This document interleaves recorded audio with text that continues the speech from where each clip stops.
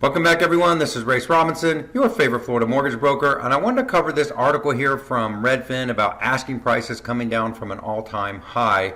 But before I do, I really want to go over what my assumption is, or what it seems like the data says is going to play out over the next year or two in the market. I think if you're a real estate agent, buyer, seller, or someone in the mortgage business, having assumptions are important. And if they're doing this for 20 years, I'm definitely not an economist, but I do understand market forces, both from CPI, the Fed, the Treasury, yields, bond market, how the Fed prices all that in, what the Fed is actually trying to do. And understanding that gives you a good idea of where things are moving, which is important. And so I think it's going to become a tale of two stories, on the supply side. And I was at a party where people were almost getting upset at me because I was saying I don't see where prices are going to come down all that much, even if they do come down. And again, Fannie, Freddie, Zillow, all these companies are not predicting that. It's not a conspiracy. It's that there's a thing called supply destruction. I'm going to link to another video I did on this below because I don't want to get too into that on this. But basically, with people with lots of equity, really low rates, really low payments, it kind of doesn't matter what the market does. They're not going to put those houses on the market like in 2007 and 8 with all the short selling that went on, because they're just in such a good position. And every time a hedge fund buys a house, that's off the market forever. So there's not as many places for that supply to come from. Not to say there won't be more supply as the market shifts, right? Because it is going from the most red hot real estate market of all time, and that pendulum is swinging the other direction. How do I know it's going to swing the other direction? Because the Fed is going to make it swing the other direction. Just like the Fed lowered rates, created record low rates and really the right environment for housing to go up as much as it did, they are trying to do the opposite right now. Unfortunately, the Fed has very little control over the supply side. What they do control is the demand side of things. And so when you look at what the Fed is doing, they are slamming on the brakes. I would expect to see supply trickle up, right? Every market's different, but some more than others. And then demand to go down in almost every market. Obviously, I looked in 2007 and 8 because I was curious, and demand went down 47%. Will we go down that low? I doubt it, but it is swinging the other direction.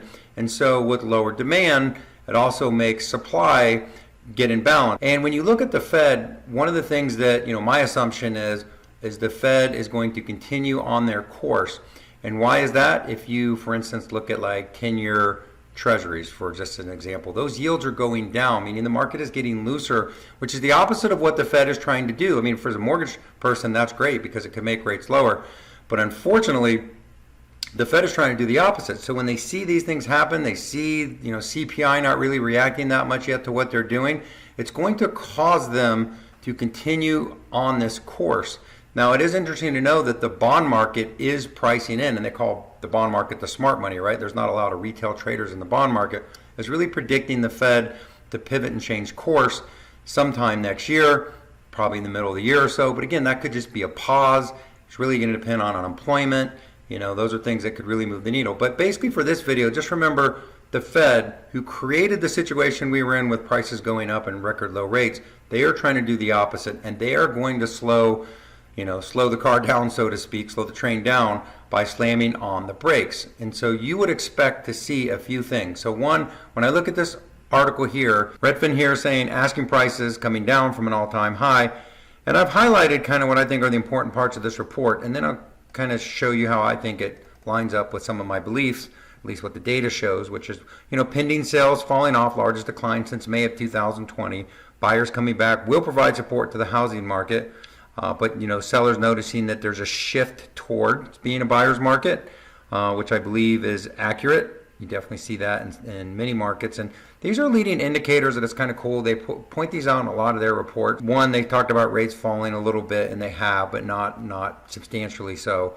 Fewer people search for homes for sale on Google, down 7%. But these have already been down quite a bit, which I think is important because sentiment does move the needle. If people think it's a good time or a bad time to buy a house, that will affect what people do. Just like there's a recession and someone's not personally affected if they hear we're in a recession, which we probably are, or definitely could or will be, they may change their pricing or the way they do things, the way they spend money, even though they may not have personally been affected.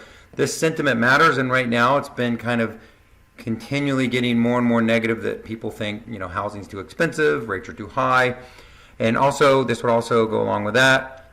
They have this home buyer demand index, which is a measure of requests for home tours. So this is definitely a leading indicator. People that are going to look at homes was down 15% year over year, but up 7 points from the previous week. Mortgage purchase applications down 24%. And I do think it's an interesting, they point out that it did have a little bump up because remember the market doesn't move in a straight line, and really from 1 month to the next month doesn't make that big of a difference. It's really the trend that matters. And so watching those trends is kind of what we want to do. And again, here you can see pending homes down 13% year over year, largest decline since May of 2020.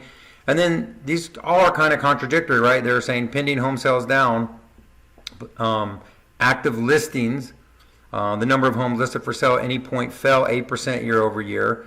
But then at the same time, 46% of homes went under contract in the first 2 weeks, 32% of homes went within 1 week, and homes sold are down to 17 days from 18 days to a record low of 15, meaning houses are just selling almost, this is kind of national numbers, just ridiculously fast everywhere. At this point, the changes that I would expect to see haven't really played out. There are in some markets, but again, for sure not here in Central Florida. And I do want to take a second and say, I don't know everyone's market. Here in Central Florida, we do have the luxury of a lot of people moving into the area. Builders are way underbuilt, all these different things. That being said, market forces, like especially big ones like the Fed and what they're trying to do, ultimately affect every market, but they do affect everything, every market differently. And then a couple more here, just median asking price, again, plus 14.7%. That just means that so far there's been no degrade in pricing whatsoever. Here's another one showing home buyer mortgage payments up 45.2%. I have definitely personally felt that one as it's gotten, with rates obviously being at, well over 5.5%. One other report here, pending sales again down 13.1% year over year.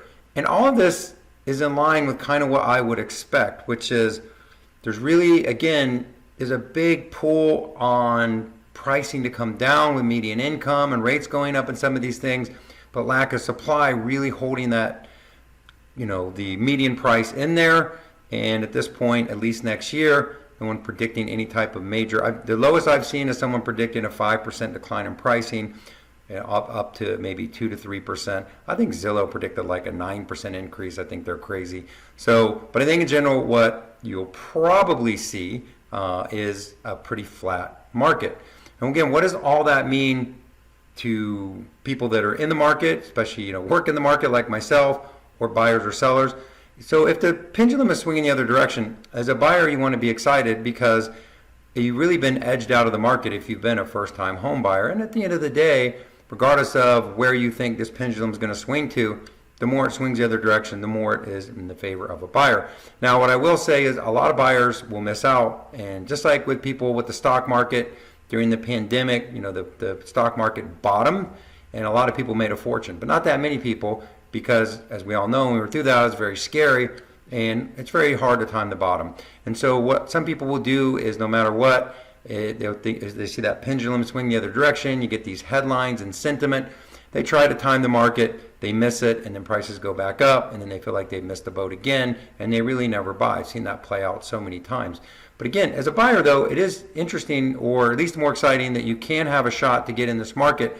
I've had a couple VA buyers get their offers accepted, some FHA buyers. So you do see sellers entertaining offers that they didn't just a couple months ago, and that is great for buyers. For me personally, realtors, I think, the rest of this year is going to be potentially tougher, only because demand will fall, just like we were talking about, even though it's a good time for buyers to start looking to get in the market because rates are high and those payments are high, and fear, some of those buyers will choose to kind of sit it out for a little while. I think you're going to see, again, demand fall. I don't know what percentage. If I was a betting man, maybe 20-25%. That's just completely made up. That is 100% no way to know that for sure. But I do think with the Fed slamming on the brakes, they do succeed in slowing down demand, which really just means less sales every month in the market. And obviously, as a lender and a realtor, we're all competing for that business, right? So that means just less sales happening. Again, so exciting for buyers. Maybe not as exciting for mortgage people and realtors, but we'll be able to help a lot more buyers, I believe, going forward as some of these numbers play out. So again, what I expect to see, supply trickling up, but not going through the roof. Prices stabilizing. Could they come down some? Of course, if we get enough supply. We'll just have to see what the data says. Right now, it doesn't appear so. And demand falling at the same time, meaning less and less people entering the market or buyers entering the market as the Fed makes it less and less attractive for them to do so. Some final thoughts on the market would be: one, follow the data, see what happens, see what the trends are, and look at what's going on with supply, look what's going on with demand. And again, if you're a buyer, don't try to time the market. And I do say this, and I truly believe this, ultimately who you work with matters. As a broker, we do extremely low cost loans. You can Google Rayce Robinson. I think, buyers deserve both: a great deal on a mortgage and great service and good communication and someone that has experience in the market. So if you're out there looking for a mortgage, I'd love a chance to earn your business. With that, make it a great day. Let me know what you think in the comments about what you think is going to happen in the market. I'm definitely interested. My crystal ball is broken. It's in the shop, so I can't say 100%. These are just my thoughts. That make it a great day. I'll talk to you soon. Bye.